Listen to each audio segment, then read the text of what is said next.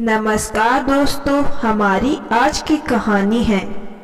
सास बोली, खबरदार बहू, जो तुम्हारी देवरानी के कमरे में गई तो तुम्हारा मनुष्य साया भी मैं उस पर नहीं पड़ने दूंगी। यह सुन छोटी बहू को आया गुस्सा। आज गुप्ता निवास में सुबह से चहल पहल हो रही थी। गुप्ता जी की छोटी बहू रावी गृह प्रवेश कर रही थी। घर में खुशियों का माहौल था। सब औरतों से कांता जी कह रही थी और बड़ी बहू रचना सुबह से मेहमानों की आवभगत में लगी हुई थी। रचना की सास सब औरतों से कह रही थी, बस अब जल्द ही गोद भराई में तुम सबको बुलाऊंगी। पास खड़ी बड़ी बहू रचना झूठी मुस्कान बिखेर के सबके आगे खड़ी थी। इसके अलावा वो करती भी तो क्या। शादी के साल भर तो सबके साथ इस उम्मीद में बीते कि अब रचना खुशखबरी सुनाए और कब गोद भराई की रस्म पे सबको बुलाए। लेकिन देखते देखते 4 साल बीत गए। अब सबने उम्मीद भी छोड़ दी रचना से, सिवाय उसके पति रमेश के। रचना को बात बात में ताना सुन सुनकर उसका तो जीवन जीना भी दुर्बल हो गया। अब उसकी हैसियत नौकरानी से ज्यादा और कुछ नहीं थी। पति रमेश ने भी हर जगह कोशिश की, अच्छे से अच्छे डॉक्टर को दिखाया, फिर भी हर ओर से नाउम्मीद ही हाथ लगी। ऊपर से घर वाले रमेश को कहते, बेकार है अब डॉक्टर को दिखा दिखा कर पैसे को बर्बाद करना, कोई जरूरत नहीं है आगे पैसे बर्बाद करने की। अब तो छोटे भाई की शादी के लिए पैसों को जमा करो ताकि धूमधाम से शादी कर बहू घर में आए और जल्द ही हमें दादा दादी बनाए। इस बंजर धरती को कितना सींचोगे। रमेश, माँ आपको तो हर वक्त बस एक ही बात, भगवान पे आस्था है हम दोनों को। उनके घर देर है पर अंधेर नहीं। क्या रचना को मालूम था कि वो माँ नहीं बन सकती? क्या रचना को आपने पसंद कर ब्याह कर लाए थे तो आपको मालूम था कि वो शादी के बाद माँ नहीं बनेगी? मैं कोशिश कर रहा हूँ, हाथ पे हाथ धरे बैठा नहीं हूँ। सारा दोस्त रचना को ही क्यों, कुछ तो मुझ में भी कमी होगी। इस वजह से भी वो माँ नहीं बन पा रही है। रचना अब तक आप दोनों के द्वारा किए अत्याचारों को मुंह बंद कर सह लेती है, अकेले में रो लेती, लेकिन मुझसे कुछ भी शिकायत ना करती। उसकी हालत बच्चे के ना होने से उसे ताने दे देकर ऐसी कर दी जैसे उसने कोई अपराध कर दिया हो। और आजकल कौन से बच्चे बुढ़ापे में साथ रहते हैं, जहाँ पढ़ाई करते हैं वहीं के हो जाते हैं घर बसा के। लेकिन हाँ, माँ बाप की उपाधि जरूर मिल जाती है। क्या हुआ जो हमारे बच्चे नहीं हुए? कम से कम हमारे जीवन को तो बचे रहने दो। माँ, शादी का मतलब साझेदारी होती है, कोई समझौता नहीं। अब रचना यहाँ और रहेगी तो अपना मानसिक संतुलन भी खो देगी। मैं अब मेरा ट्रांसफर जहाँ होगा रचना वहीं रहेगी। रचना को खुश रखने की हर कोशिश करता है महेश। रचना को अपने ऑफिस भी साथ ले जाता है। धीरे धीरे रचना काम की लाइन पकड़ लेती है। जब छुट्टियां होती है दोनों घूमने निकल जाते हैं। जब रचना भी तनाव से खुद को मुक्त कर दूर रखने की कोशिश करती है, इधर देवर की शादी तय हो जाती है। इसीलिए रमेश रचना आते हैं, फिर भी सास का रवैया नहीं बदला ताने मारने से। साल भर बाद देवरानी की मां बनने की खुशखबरी मिलती है। रचना बहुत खुश होती है और देवर देवरानी को बधाई भी देती है।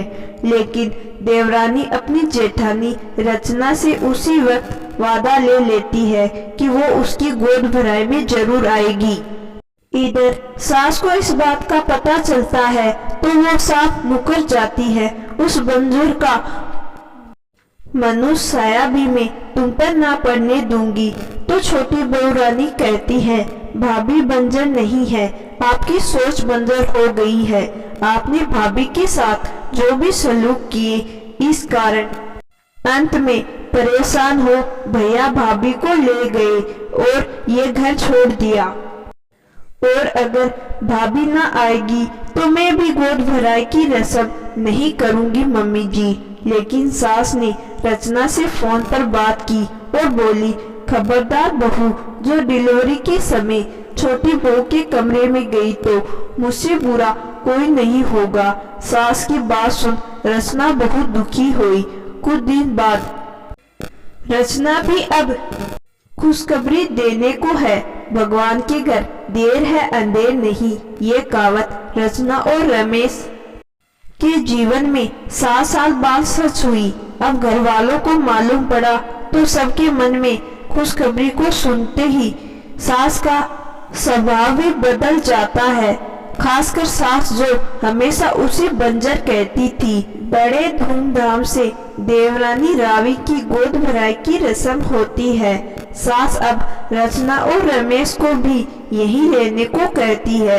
रमेश और रचना मना कर देते हैं, लेकिन देवर और देवरानी भी जिद करते हैं। अंत में बच्चे होने तक सिर्फ वो यहीं रहेंगे, ये फैसला करते हैं रचना और रमेश मिलकर।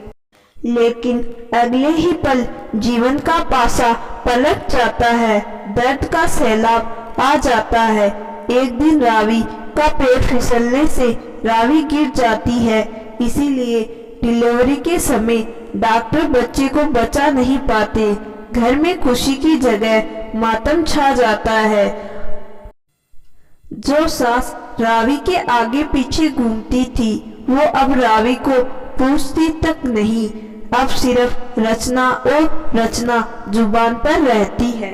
लेकिन रचना घंटों रावी के साथ बिताती है। उसे उम्मीद की नई किरण दिखाती है, समझाती है उम्मीद हमें नहीं छोड़ती, हम सभी उम्मीद को छोड़ देते हैं। कहते हैं भगवान के घर देर है अंधेर नहीं, मुझे ही देख लो। आस्था विश्वास को कभी अपने मन से जाने मत दो। आज नहीं तो कल इस अंधेरे का भी सवेरा होगा।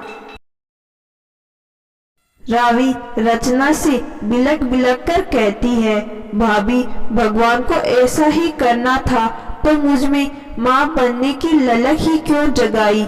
इस दर्द से अच्छा होता माँ ही ना बनती।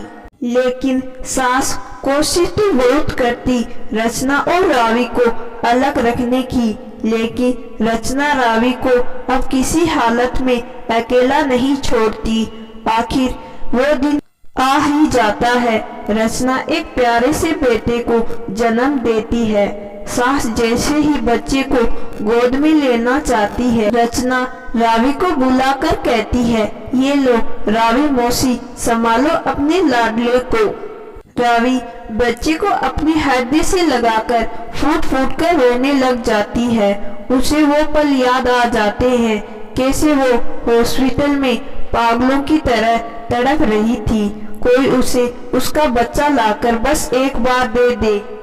आज उसकी तड़प बच्चे को हृदय लगाकर जैसे जीवन का सबसे बड़ा सुकून मिल गया हो। सास भी जिस खुशी के लिए बरसों से तड़प रही थी, लेकिन वो चाहकर भी पा ना सकी, क्योंकि रचना ने रावी को जो पहला अधिकार दिया बच्चे को गोद में लेने का, दोनों बहू के समक्ष सास को अपनी गलती का एहसास हो जाता है। वह कहती है, मूल से ज्यादा ब्याज प्यारा लगता है और इस बात से मैं अंधी हो गई। तुम दोनों मुझे माफ कर दो। तो रावी भी बच्चे को सास की गोद में रख देती है और कहती है, मम्मी जी पहला हक तो आपका ही है, ये लीजिए अपने पोते को। सारा परिवार एक हो जाता है। बड़े लाड प्यार में वो इकलौता बच्चा पलता है। 1 साल बाद रावी फिर से खुशखबरी सुनाती है। घर आंगन में अब 2-2 बच्चों की किलकारियों से गूंज उठता है। उसके बाद गुप्ता निवास में खुशियां ही भर जाती है। दोस्तों, अक्सर कई घरों में देखा गया है, रूढ़िवादी परंपराओं के कारण जब कोई औरत मां न बन पाए तो उस पर कितने अत्याचार होते रहते हैं। उस औरत को बाज, मनुष्य, बंजर आदि नामों से जाना जाता है और प्रकृति के विरुद्ध हम कुछ भी नहीं कर सकते। बस आस्था और विश्वास को अपनी दोनों मुट्ठी में भरकर रखें, क्योंकि जीवन कब नए मोड़ में लाकर छोड़ देगा हमें नहीं मालूम। तो दोस्तों, आज की कहानी आपको जरूर पसंद आई होगी। कहानी पसंद आई है तो कहानी को लाइक और चैनल को सब्सक्राइब जरूर करिएगा। धन्यवाद।